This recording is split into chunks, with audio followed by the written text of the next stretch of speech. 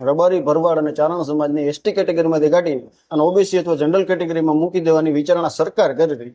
સરકારે જે વિચારણા કરી રહી છે પેલા મારે એટલું કરવું છે કે એવી વિચારણા કરો કે આ લોકોને એમાં રાખવામાં શું કામ આવ્યા હતા કાઢતા પહેલા, કે આની આર્થિક પરિસ્થિતિ સુધરે, આ લોકો સરકારી નોકરીમાં પોતાની ભાગીદારી આપે અને પોતાનું જીવન છે શ્રેષ્ઠ બનાવી શકે. તો એ બધું થઈ ગયું છે ભાઈ?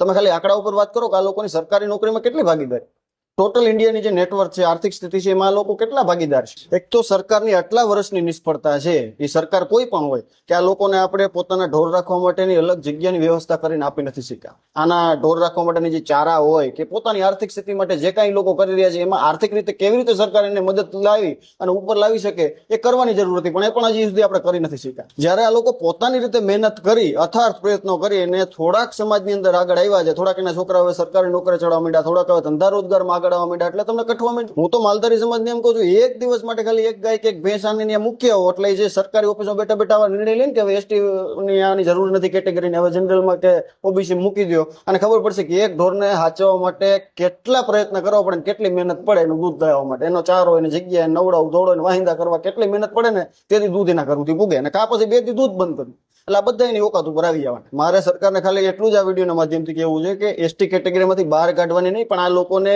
એના ઢોર રાખવા માટે અલગથી પ્લોટ ફાળવણીની યોજનાઓ બનાવો, એને ચારા માટેની અલગથી યોજનાઓ બનાવો, ને આર્થિક રીતે આ સમાજ કેમ સદ્ધર થાય એવી કંઈક યોજનાઓ બનાવો, એની ખાસ જરૂર છે. મારે આ બાબતે જેટલું કહેવાનું હતું મેં કહી દીધું છે. તમારે કઈ 2 શબ્દ ઉમેરવા હોય તો કમેન્ટ બોક્સ તમારા માટે ખુલ્લું. જય ભારત, જય હિન્દ.